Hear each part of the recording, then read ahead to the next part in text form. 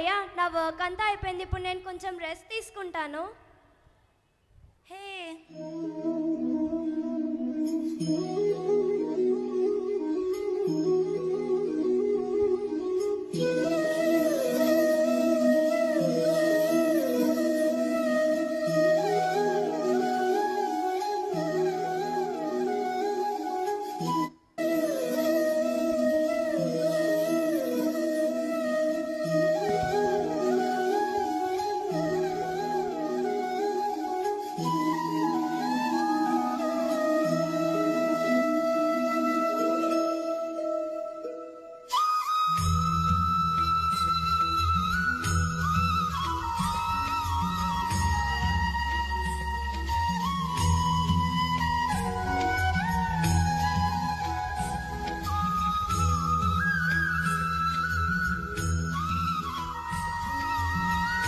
నా హోంవర్క్స్ అన్నీ అయిపోయాయి. ఇప్పుడు వెళ్ళేమన్నా తిందాం.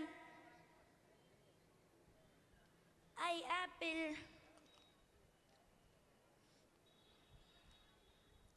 మమ్మీ మమ్మీ హోంవర్క్స్ అన్నీ చేసేసాను, టేబుల్స్ కూడా చదివేశాను. నాకు ఆడుకోవాలని ఉంది మమ్మీ, పార్క్కి తీసుకెళ్ళవా? డాలీ నాకు చాలా వర్క్ ఉంది, 2 డేస్లో ప్రాజెక్ట్ సబ్మిట్ చేయాలి. అసలే వర్క్తో ఊపిరాడటం లేదు. ఇంట్లో నుండి వర్క్ చేస్తానని నీ గురించే ఇంటికి వచ్చాను. నువ్వేమో పార్కులు ఔటింగ్లు అంటూ నా బుర్ర తినకు. వెళ్ళి కార్టూన్ నెట్వర్క్ పెట్టుకొని చూడు. అది కాదు మమ్మీ. ఒక్కసారి చెప్తే వినవా? వెళ్ళి మీ డాడీని అడుగు. డాడీ డాడీ డాడీ డాడీ నన్ను పార్క్కి తీసుకెళ్ళవా? Dolly, why don't you understand my situation? నేను మీటింగ్లో బిజీగా ఉన్నాను. పార్క్ అంటూ ఔటింగ్ అంటూ ఎందుకు ఇలా ఇబ్బంది పెడుతున్నావు? Don't disturb me. పోయి నీకు ఫోన్ కొనిచ్చాను కదా, ఇలా ఫోన్తో ఆడుకో. Don't disturb me and get out.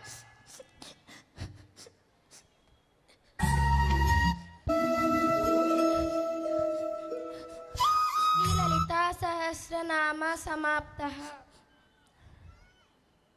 Dolly కన్నా ఏది? ఇక్కడుందా డాలీ? ఏమైంది డాలీ? డాడీని పార్క్కి తీసుకెళ్ళమంటే తీసుకెళ్ళన్నారు. సరే నేను నిన్ను ఎప్పుడైనా తీసుకెళ్తాలే. తినడానికి ఏమైనా చెయ్యనా? No granny, mummy already pizza order పెట్టింది. అమ్మాయి నువ్వు వర్క్లో బాగా బిజీగా ఉన్నట్టున్నావు. రాత్రికి ఏమైనా వండమంటావా? అత్తయ్య మీరేమీ వండొద్దు, నేను ఆల్రెడీ ఆర్డర్ పెట్టేశాను. ఆర్డర్ వస్తే మీరు డాలీ తినేసి పడుకోండి. కన్నా కొంచెం కాఫీ కలిపి ఇవ్వనా? అమ్మా నా టైం వేస్ట్ చేయకమ్మా, ఇక్కడ నుంచి వెళ్ళు. అది కాదు కన్నా. వెళ్ళమ్మా. గ్రానీ మమ్మీ డాడీ ఎప్పుడు ఫ్రీ అవుతారు? డాలీ వాళ్ళు వర్క్లో బిజీగా ఉన్నారు. నువ్వు ఇలా రా, నీ చిన్నప్పటి ఆల్బమ్ చూపిస్తా. ఇక్కడ చూడు, నువ్వు ఎంత బుజ్జిగా ఉన్నావో. అవును గ్రానీ, ఈ డ్రెస్ చాలా బాగుంది గ్రానీ, నువ్వే కొన్నావా? అవును డాలీ నేనే కొన్నాను. చాలా బాగుంది గ్రానీ. అదేంటి గ్రానీ, ఎప్పుడు మమ్మీ డాడీ వర్క్లో బిజీగానే ఉంటారు? చిన్నప్పుడు కూడా ఎప్పుడు నన్ను ఎత్తుకుని ఫోటో దిగలేదా? నువ్వు అలా అనుకుంటే ఎలా డాలీ? నీకు తెలిసిందే కదా వాళ్ళు వర్క్లో బిజీగా ఉంటారని. నేనే నిన్ను చిన్నప్పుడు ఎత్తుకుని ఆడిచ్చేదాన్ని. నువ్వు చాలా మంచిదాని గ్రానీ, లవ్ యూ గ్రానీ. అయ్యో భగవంతుడా, అది కూడా నిజమే కదా. నా కొడుకు కోడలు ఎప్పుడు అర్థం చేసుకుంటారో ఏంటో. డాలీ ఫుడ్ ఆర్డర్ వచ్చింది, నువ్వు తీసుకొని తినేసి పడుకో. సరే మమ్మీ.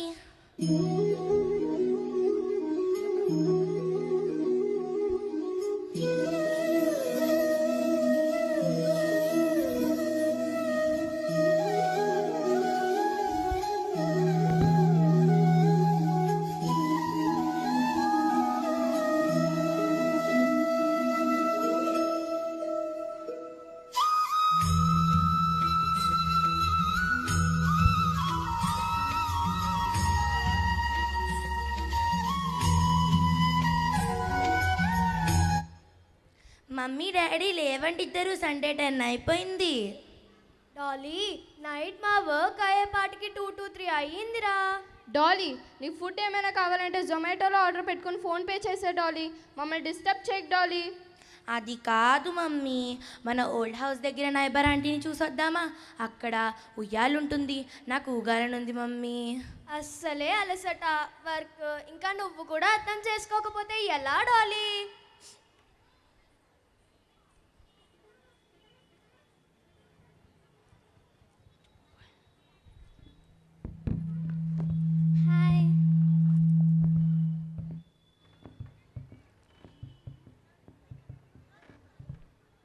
జుయి జుయి జుయి జుయి. డాలీ ఆంటీకి విష్ చేయి. Hi aunty. జుయి జుయి. How are you aunty? Fine రా. ఏం చేస్తున్నావు? సెల్లో కార్ గేమ్ ఆడుతున్నాను ఆంటీ.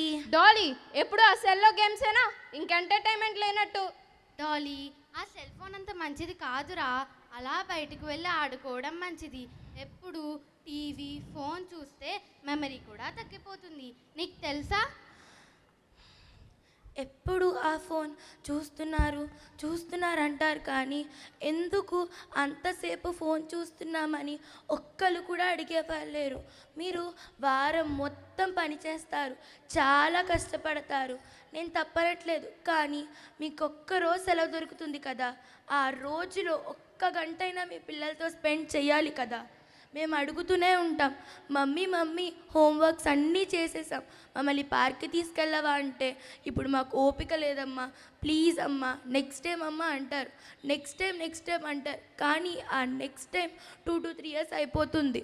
బయట ప్రపంచం చూసి చాలా రోజులు అవుతుంది. మా డైలీ లైఫ్ పొద్దున్నే లేవడం, స్కూల్కి వెళ్ళడం, హోంవర్క్స్ చేసుకోవడం, టీవీ ఫోన్ చూసుకోవడం అయిపోయింది. ఇదే మా ప్రపంచం అయిపోయింది. కాదు అలా చేసేసారు మీరంతా. సారీ రా, ఇప్పటి వరకు కూడా నీకు కంఫర్ట్స్ ఇవ్వడం కోసమే ఇలా వర్క్ బిజీలో మునిగిపోయాము. కానీ నీకు కావాల్సింది మా ప్రేమానుబంధం అనే మాటను మర్చిపోయాము. మళ్ళీ ఈ తప్పు చేయము. ఎప్పుడూ కూడా నేను నీకు అది కొనిచ్చాను ఇది కొనిచ్చాను అని అనుకున్నాను, కానీ నీకు కావాల్సింది మా ప్రేమానురాగాలని ఇప్పుడు నేను నీ మాటల్లో తెలుసుకున్నాను. సారీ రా.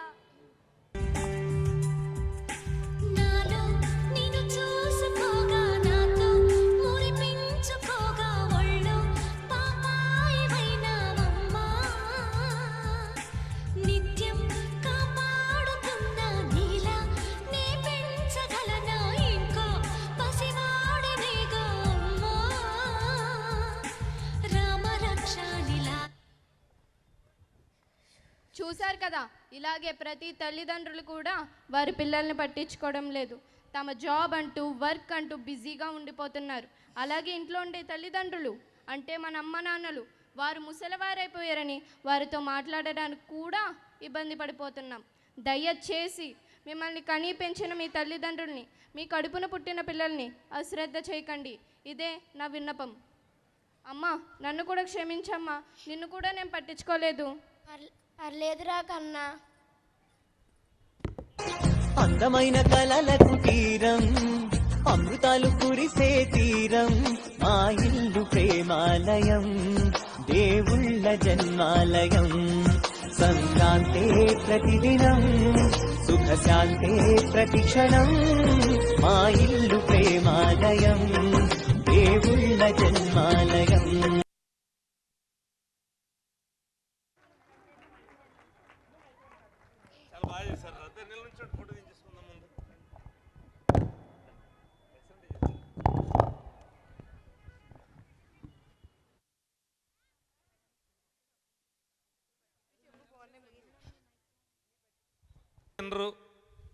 వినరు కదండి. పిల్లలు చెప్పారనుకోండి వింటారు. కాకపోతే ఇక్కడ ప్రాబ్లం ఏంటంటే అమ్మాయి డామినేషన్ ఉంది ఫిజికల్గా, మదర్ ఏమో. కానీ బాగా చేసావు, చాలా బాగా చేసావు, చాలా క్యూట్గా వాయిస్ కూడా బాధపడుతూ వ్యక్తం చేసావు, చాలా బాగా చేశారు. Excellent message. ఎవరు ప్రపోజ్ చేసింది? ఎవరు టీచరు? ఓకే, ఐ అప్రిషియేట్ అమ్మా, మంచి మెసేజ్. అంటే నిజంగా కూడా తల్లిదండ్రులు ఎంతసేపు ఏమనుకుంటున్నాం అంటే అడిగినవన్నీ కొనిచ్చేస్తున్నాం. కానీ యాక్చువల్గా గుర్తుపెట్టుకోండి, అందరూ కూడా తల్లిదండ్రులంతా ఆకలి వేసేటప్పుడు అన్నం పెడితేనే విలువ. ఏమండి, కరెక్టే కదా?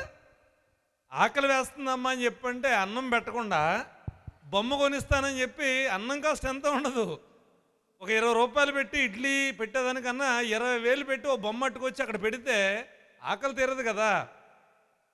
కాబట్టి కావలసిందేదో అది ఆ టైంకి ఇవ్వాలి తప్ప మనం ఇంకోటేదో ఇచ్చామని నేను చాలా కష్టపడుతున్నాను. చాలామంది తల్లిదండ్రులు మనం చూస్తూ ఉంటాం, నీకోసమే కదా నేను కొట్టుకుంటున్నా, నీకోసమే కదా నేను రాత్రి నిద్ర లేకుండా నేను పని చేసుకుంటున్నా, నన్ను ఎందుకు నువ్వు అర్థం చేసుకో.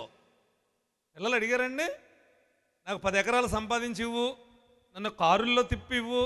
గుర్తుపెట్టుకోండి, ఏసీ రూమ్లో బ్రహ్మాండమైన బెడ్ మీద పడుకోబెట్టి కంఫర్ట్ నీకు ఇస్తున్నాను అనుకుంటే చాలా తప్పు. అమ్మ ఒళ్ళో ఇందాక అమ్మాయి చూడండి ఆ మదర్ షోల్డర్ మీద వాళ్తున్నట్టు చూపించింది. అమ్మ ఒళ్ళో పూరిపాకలైనా పర్వాలా, ఆ ఒళ్ళో పడుకున్నప్పుడు తలబెట్టి అమ్మ ఒళ్ళో, ఎందుకంటే అందరూ అనిపించిన వాళ్ళమే కదా, తలబెట్టి అమ్మ ఒళ్ళో పడుకుని పూరిపాకలో కాదు మిట్ట మధ్యాహ్నం ఎండలో పడుకున్నా కానీ అందులో ఉండేటువంటి హాయి వేల కోట్లు ఖర్చు పెట్టి మనం పెద్ద పెద్ద కారుల్లోనూ లేకపోతే పెద్ద పెద్ద ఇల్లు కట్టించినా అది తీరేదైతే కాదు. సో చాలా మంచి మెసేజ్ ఇప్పటిదాకా జరిగిన అన్ని ప్రోగ్రామ్స్లోకి దిస్ ఈజ్ హైలీ అప్రిషియేటెడ్. ఏమంటే కరెక్టేనా? అందరూ ఒకసారి క్లాప్స్ కొడితే మరి మీరు కూడా, అంటే ఇది మనకు తెలియదని కాదు, just it is a reminder. అందరికీ తెలుసు కానీ ఒక్కసారి గుర్తు చేస్తే అమ్మో అని అనిపిస్తూ ఉంటుంది. వెళ్ళిపోతుంటాం ఏదో అలా కొట్టుకెళ్ళిపోతుంటాం, బిజీ అయిపోయి. అందరి లైఫ్ కూడా ఎలా ఉందంటే వ్యాపారం, కాంపిటీషను, ఎదుటి వాళ్ళకన్నా మనం ఇంకా బాగా చేయాలంటే ఇంకా బాగా చేయాలి. అలాగే ఉద్యోగం, ప్రమోషను, ఎవరి మట్టుకు వాళ్ళం ఈ కొట్టుపోతున్నాం, ఈ కాంపిటీషన్లో కొట్టుపోతున్నాం. ఈ ప్రాసెస్లో మన పిల్లలకి ఇవ్వాల్సింది మనం ఇవ్వలేకపోతున్నాం. అందుకని పిల్లలు డెఫినెట్గా ఇబ్బంది పడుతున్నారు. అదే ఇందా నేను చెప్పింది కూడా, వాళ్ళకి అందాల్సిన టైంకి అందాల్సింది అందకపోతే వాళ్ళు రాంగ్ ట్రాక్లోకి వెళ్ళేటువంటి ప్రమాదం ఉంటుంది. కాబట్టి ఈ మెసేజ్ అందరికీ కూడా ఒక రిమైండర్. తెలియదని కదా అందరికీ తెలిసిందే, జస్ట్ రిమైండర్గా మీరు అంత భావిస్తారని చెప్పి I appreciate the team of students who have performed well and the team which proposed this program. Thank you అండి.